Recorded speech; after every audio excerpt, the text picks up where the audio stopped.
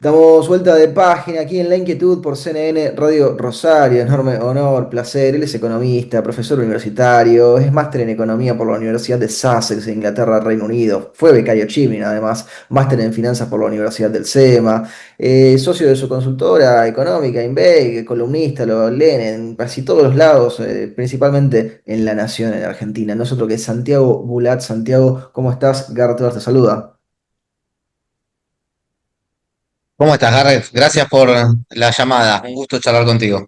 Gracias, Santiago, por sumarte. La vez anterior que charlábamos era hace casi un año. Fíjate que yo te preguntaba, ¿van a levantar el cepo? Y vos me devolvías la pregunta con ¿qué es el cepo? Sí, una pregunta casi filosófica, ¿no?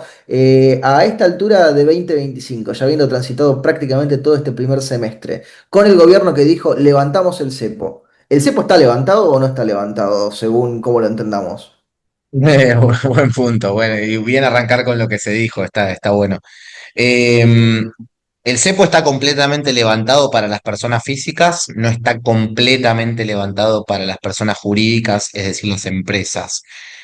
La normalización es enorme porque lo que hicieron es que al haberle levantado a las personas físicas el cepo, lo que sucede es que la brecha cambiaria desaparece. Entonces, lo que es fundamental de esto es que vos eliminaste la brecha cambiaria y eso es muy bueno para la economía en general. Entonces, yo diría, todavía te falta algo, pero está muy normalizado porque ya las empresas que generen ganancias a partir del año 2025 con el ejercicio cerrado, en 2026 podrán girar dividendos de eso. Digo, algo fundamental para cualquier economía, vos lo sabés muy bien, es si meto plata en un lado, en algún momento la quiero sacar para distribuir dividendos, como en cualquier negocio, incluso propiamente en Argentina. Entonces, que eso suceda hacia adelante para mí es lo más relevante.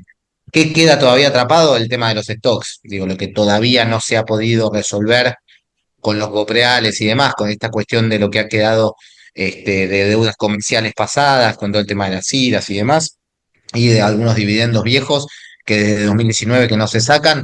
Bueno, todo eso es lo que todavía está frenado, si se quiere. Pero diría que si uno ve el total del mercado de cambios, es una normalización muy grande en general. Han empezado a hablar de deflación, ¿sí? Argentina está en deflación, puede ser que entre en deflación, es un concepto que hay que tener en cuenta ahora. En realidad se habla un poco de deflación por el último dato del índice de precios mayoristas, que dio apenas levemente negativo, con mucho impacto en los precios importados. O sea, lo que te sucedió es que los precios de bienes del exterior están entrando más baratos. Eso tiene que ver con baja de aranceles, tiene que ver con que el tipo de cambio, digamos, está bastante estable, tiene que ver con precios internacionales, un montón de cosas que hacen que esto para mí es muy bueno, porque si uno ve lo que pasaba en 2023 entraba una cantidad de productos importados, no importa, pero se vendían localmente a un precio mucho más caro. O sea, ¿por qué? Porque fue el momento en que los importadores más ganaron plata. ¿Por qué? Porque compraban un producto a dólar oficial, quienes podían acceder, pero agarraban y se daban vuelta y lo vendían a una brecha cambiaria de 200 y pico. Entonces el precio importado vendiéndolo localmente era altísimo. Hoy lo que está pasando es que entraste en un proceso de normalización de eso. Yo importo a 1150, 1200, va a ponerle, lo vendo por su equivalente, digamos, en pesos, con una ganancia determinada, a 1200 acá. Antes sería como hoy estar importando a 1200, vendiendo a 3000 y pico de pesos. Entonces lo que se empezó a normalizar es eso.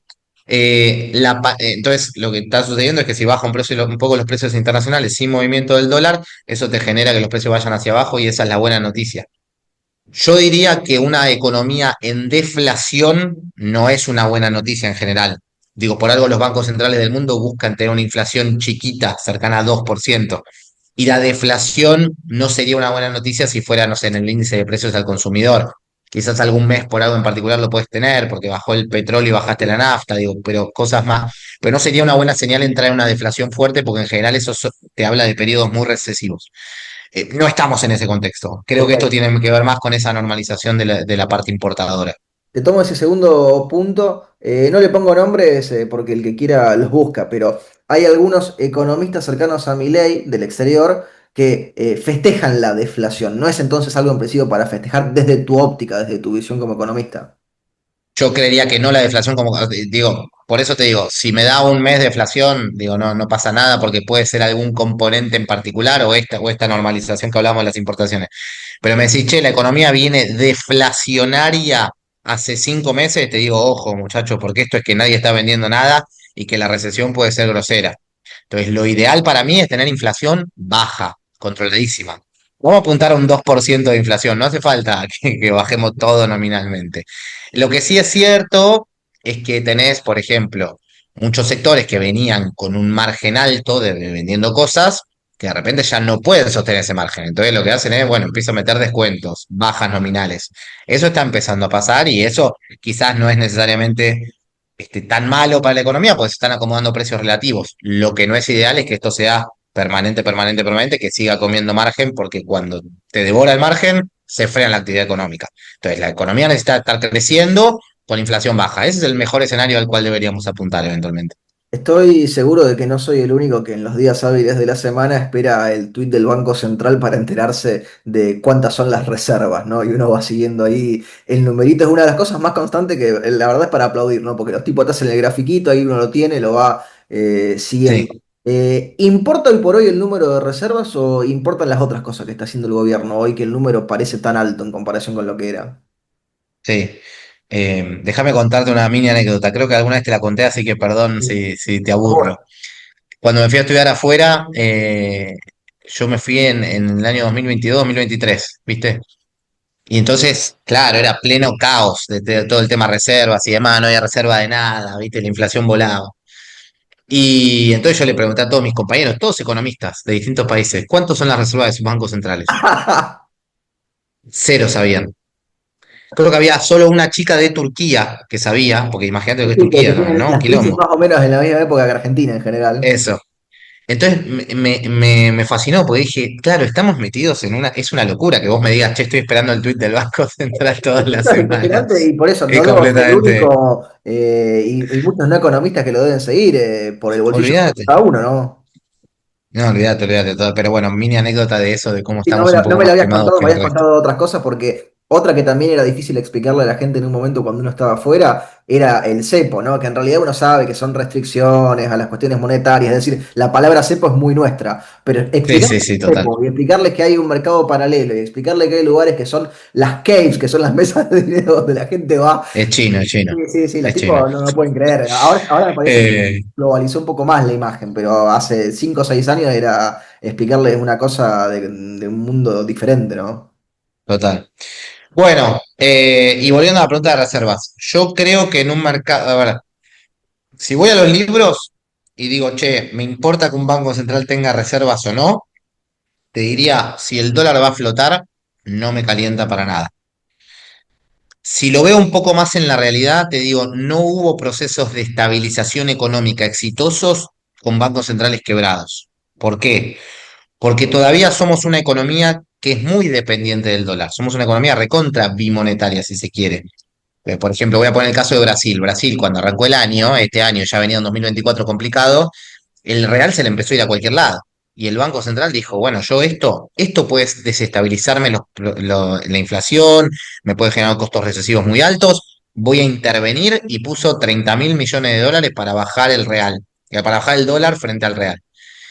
Entonces, cuando vos tenés volatilidades marcadas en el mundo o por temas propios políticos o lo que fuera, que te bajan mucho la cantidad de dinero y te pueden, digamos, llevar el dólar a cualquier lado, en general los bancos centrales tienen la opción de intervenir para apagar fluctuaciones que uno dice, che, esto está fuera de rango, esto no tiene sentido que suceda. Eso es lo que se llama esquema de flotación sucia, que es lo que sucede en los esquemas cambiarios en general. Entonces me preguntás a mí, si vamos a los papeles, Argentina podría convivir con un tipo de cambio flotante sin que un banco central sea una caja de una caja negra que esté comprando y vendiendo dólares. Podría pasar. Ahora, si me preguntás, che, con la volatilidad que tiene Argentina, ¿no necesitaríamos un banco central que pueda ir manejando esa volatilidad? Yo creo que sí. Porque quizás me decís, che, 2025 lo pasamos tranquilo, 2026 también, porque el gobierno ganó y hay confianza y no sé qué historia. Ahora, la soja se va a 100 por la guerra de Coso, el petróleo se va a 50 por el conflicto de Medio Oriente y qué sé yo, y encima a la oposición que dice que hay que emitir como un caballo le fue bárbaro. Bueno, listo, digo, no te des opción de frenar eso, entonces vas a volver a una dinámica probablemente inflacionaria difícil de manejar. Entonces, de cortísimo plazo no estoy preocupado, la verdad. Yo creo que de largo plazo Argentina debería estabilizar con un Banco Central con reservas. Y yo creo que en la fase 4 de este programa, o 5 la que venga en algún momento, viene con compra de reservas. No creo que sea un equipo económico que diga esto no importa para absolutamente nada. De hecho, arrancaron su gestión comprando 25.000 millones de dólares de reservas. No es que no le ven ningún beneficio a hacerlo, quiero decir. Me dejaste ahí varios caminos, pero te quiero retomar primero el del contexto internacional. En una época en este programa entrevisté a muchos historiadores seguidos, ¿no? Y uno tiene la tendencia siempre a tratar de simplificar lo que es un fenómeno complejo y uno les pregunta, ¿qué pasó? ¿Qué pasó en el siglo XX que la Argentina venía en el siglo XIX creciendo, creciendo, creciendo y de repente en el siglo XX algo sucede? Y los historiadores siempre muy inteligentes, no reduciendo la realidad a una sola variable, le marcaban, a ver, la Argentina, una posibilidad, una manera de entenderlo es, el contexto internacional cambió y no supo adaptarse a eso que pasaba, es decir, Mm, pensó que había que seguir haciendo las mismas cosas que venía haciendo con anterioridad. Ese sigue claro. siendo un riesgo de la Argentina, ¿no? Que las cosas cambien de repente y no estemos preparados o no queramos cambiar. La verdad que, o sea, esto es un punto central. Digo, yo sé que muchas veces no tenemos tiempo en discutir muchas cosas en Argentina porque la furiosa actualidad nos come, pero digo, el año pasado incluso Mario Draghi sacó un documento que contrató el Banco Central Europeo para entender cuáles eran las nuevas formas de productividad que tenía que adoptar la Unión Europea para poder volver a crecer. La Unión Europea está en una crisis de crecimiento bajo en el último tiempo, porque está quedando desacoplada en algún sentido de cómo viene avanzando el mundo, principalmente con China y Estados Unidos como líderes. Que podemos tomar Entonces, inteligencia claramente, artificial ahí y perdón, todas las complejidades del reglamento de inteligencia artificial y si dejaron a Europa exactamente, afuera de eso, ¿no? Con lo que reglamentaron. totalmente. Entonces, es una pregunta, pero recontra clave, el hacia dónde apuntar y con qué injerencia, digamos, puedes hacer política pública para eso o no lo puedes hacer, digamos. Eso es una discusión que está hoy dándose en el centro de debate de cualquier país. Eh, yo te diría que Argentina está agarrando una ventana de oportunidad de lo que fue una fallida ida a lo que eran energías limpias a una velocidad muy grande. Digamos, la idea del mundo era que para 2025, 2000 y el objetivo 2030 final, ya estemos todos usando vehículos con baterías, Sí, litio, qué sé yo, qué en Reino historia. Unido los iban a prohibir para 2030 y lo van extendiendo cada vez más, ¿no? Lo van posponiendo. Exactamente. Bueno, la guerra que empezó a haber entre distintas compañías para decir, che, si yo invierto tal para poder llegar a esa nueva matriz productiva, pero no lo hace el de al lado, eventualmente me va a comer mercado y yo voy a perder. Bueno, todas esas discusiones que no se pudieron poner de acuerdo llevaron a que en efecto hoy Argentina tenga una ventana de oportunidad buenísima, que es que el precio del petróleo vuelve a aumentar y que Vaca Muerta sigue siendo en este contexto global una oportunidad fantástica para ser proveedora. Entonces, en ese sentido, creo que no lo pensamos demasiado, pero estamos agarrando una época buena, digamos, a nivel global en ese sentido que hay que aprovechar. Eh, Quizás la pregunta dos es cuánto, o sea, yo si tengo que pensar el crecimiento económico de un país, el corto plazo es la demanda, es emito peso para que ustedes vayan a comprar, el mediano plazo es mejorar la cantidad de oferta, el largo plazo es el capital humano. Y la verdad que si me preguntás en Argentina, nada, los últimos datos de pruebas a aprender y eso me dan cuenta de que estamos medio yendo hacia una crisis importante Preocupa eventualmente. muchísimo y no se pudo revertir la tendencia ni con los 4 años de Macri en el medio, es decir, No, no, total, total. Por eso va para digo, abajo permanentemente eso. va para abajo permanentemente, los resultados son horribles, lo cual te da a entender que eventualmente vamos a un nivel de capital humano peor, lo cual en general hay varias teorías de crecimiento que avalan que el crecimiento a largo plazo viene con mayor capital humano y tecnológico, ¿no?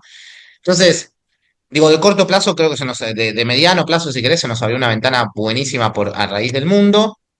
Nos está complicando más la parte de commodities, sobre todo en lo relacionado al agro, porque estamos con precios malos a raíz de todo lo que viene pasando comercialmente. La oportunidad Eh, desperdiciada con la guerra en Ucrania en su momento, que digo, eso ya parece de historia antigua, pero fue Re antigua, una chance ahí que la Argentina dejó pasar por no haber hecho las cosas bien hasta ese punto en el tiempo, ¿no? absolutamente, absolutamente. Y eso es terrible. Esas son las consecuencias que vos no ves inmediatamente, pero que cuando pasan en algún momento decís, ¿cómo no hicimos esto antes?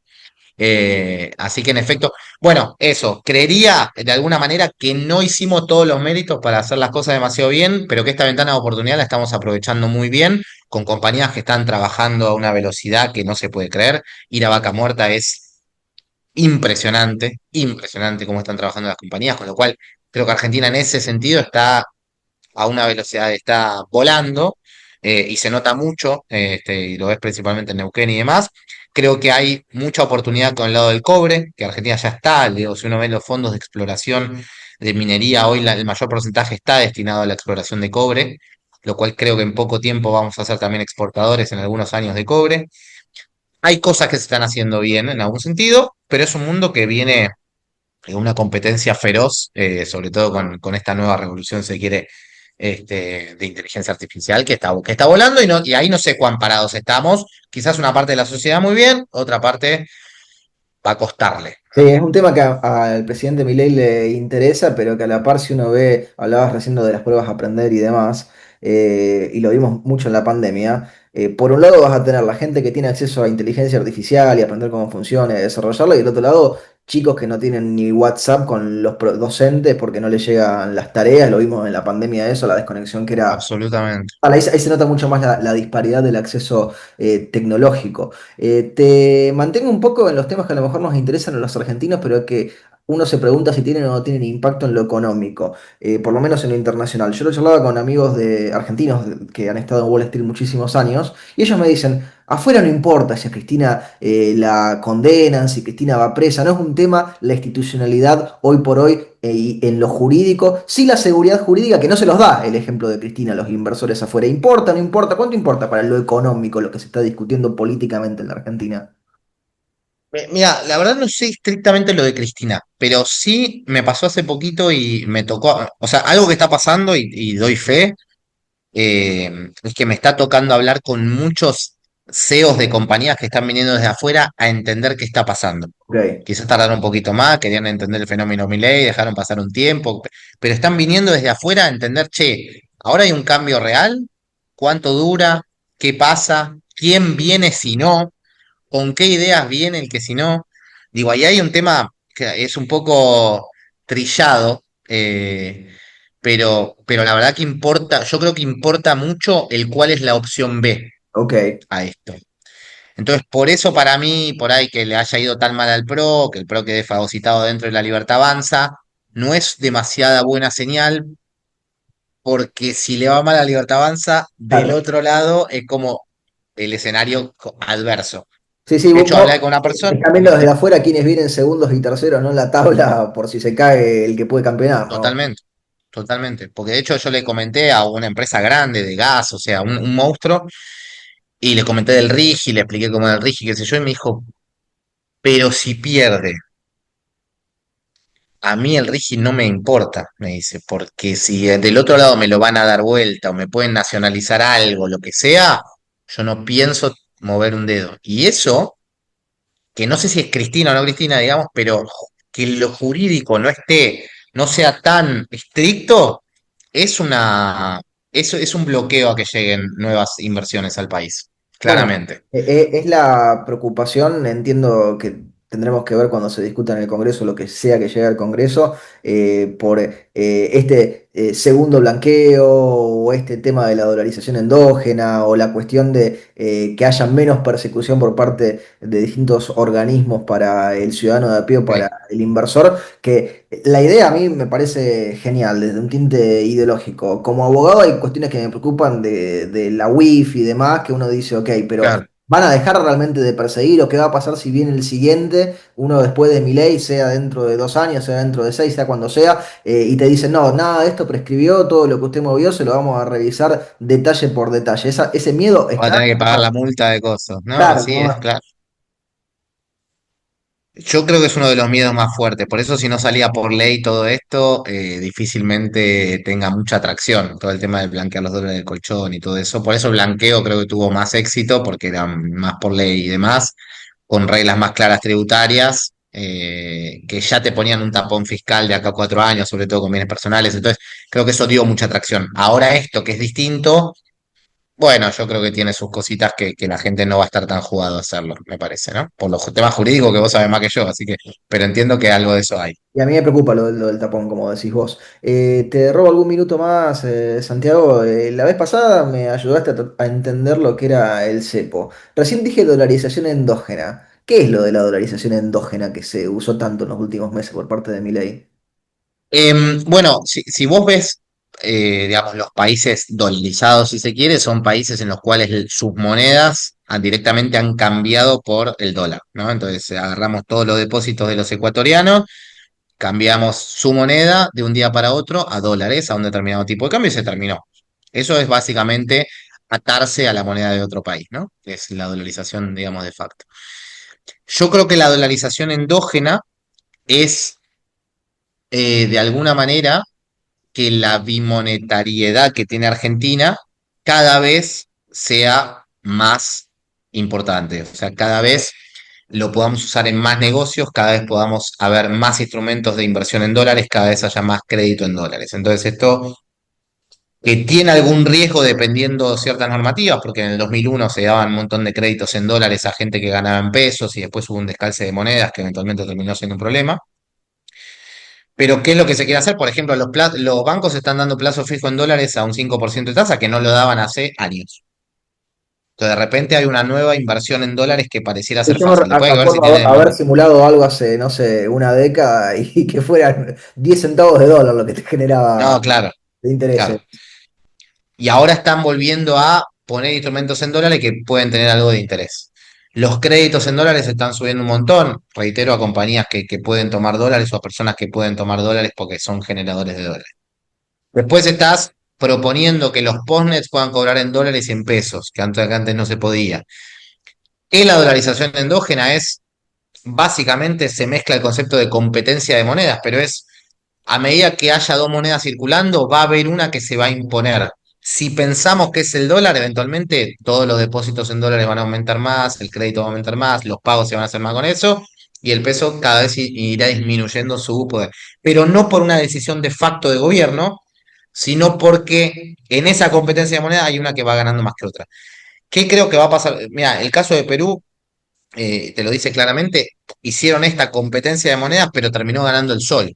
¿Por Sí, qué? Porque el sol pagaba una tasa de interés mucho más fuerte, mucho más relevante e interesante de lo que hacía el dólar. con un Entonces, de banco repente, por un central plazo muy ordenado en el Perú. recontra ordenado, con Julio Más los Velarde temas hace políticos que los del Banco Central, pero uno ve el paralelo y ve desorden político e institucional tremendo, pero el mismo tipo hace casi 30 años manejando el Banco Central. totalmente. Sí, creo que son 18 años, si no me No sé, equivoco, una cosa pero manejando el Banco Central un montón. monstruosa de tiempo. Monstruos. Con lo cual, bueno, tenés eso que puede llegar a suceder, pero entiendo que la dolarización endógena viene más por ese lado que una dolarización de facto, que por ahí lo que primero se decía, dolarización más fácil, ¿no? Viene por ahí.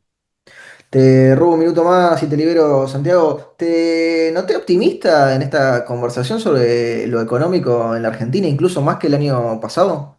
Vamos por los objetivos para cerrar la charla de hoy. Eh, em, quiero estar positivo, la verdad, quiero estar positivo. Creo que va a haber dos desafíos grandes, si querés.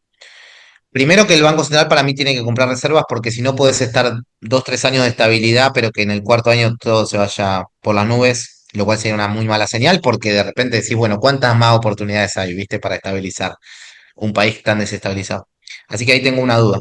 Y después tengo un tema dos, que a mí me tiene un poco ahí preocupado pensándolo, es si vos vas a una economía que se empieza a abrir, que tiene orden macro, que las empresas empiezan a bajar los márgenes, la reconfiguración de los negocios se va a dar fuerte. Entonces vos vas a ver una industria en el conurbano que cierra, pero otra que abre directo en Neuquén porque pues le provee materiales a Vaca Muerta, pongámosle, estoy poniendo ejemplos. Entonces, esa reconfiguración de la estructura productiva argentina se va a dar. Yo ahí tengo la pregunta de si hay herramientas que el Estado pueda hacer algo, sí o no. Yo he visto en varios programas, digamos, de así a nivel global, que el Estado tiene alguna injerencia, no en meterse, no sé, a educar gente, pero sí a conectar puntas.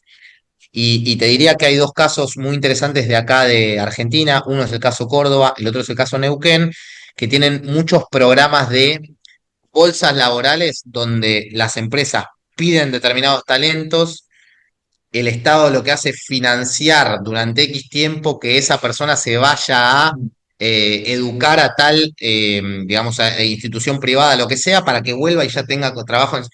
Creo que hay algo de eso que hay que pensar todavía más para que un cambio que eventualmente se tiene que dar en la Argentina se haga de manera ordenada, porque eventualmente los que van a sufrir son esas personas que estaban en negocios poco productivos. No es fácil salir de una economía que ha quedado mucho tiempo estancada, pero si me preguntás, digo, veníamos de una inflación de 300%, estamos yendo al 40 y pico, con una perspectiva que va a bajar abajo de 30 para este año. Un tipo de cambio que está bastante estabilizado. Yo creo que el tipo de cambio de Argentina debería ir un poco más para arriba, pero digo, es una discusión un poco en el margen, capaz, se están bajando impuestos, está yendo superávit fiscal. Digo, veo la foto y la verdad es que económicamente está yendo hacia donde yo creía que había que ir. Capaz, yo sería un poco más, por ahí, tomaría decisiones más de este carácter, de decir, ojo que la reconfiguración de la Argentina si es grosera, puede dejar a mucha gente que no se puede readaptar fácil al tema laboral y hay que darle bola. Pero digo, si me preguntás, está yendo hacia donde me parece que había que ir. Santiago, te agradezco muchísimo el tiempo que te has tomado para charlar conmigo y con mi audiencia y te mando un fuerte, fuerte abrazo. Abrazo enorme, Lo teníamos a nos Santiago vemos. aquí en La Inquietud por CNN Radio Rosario.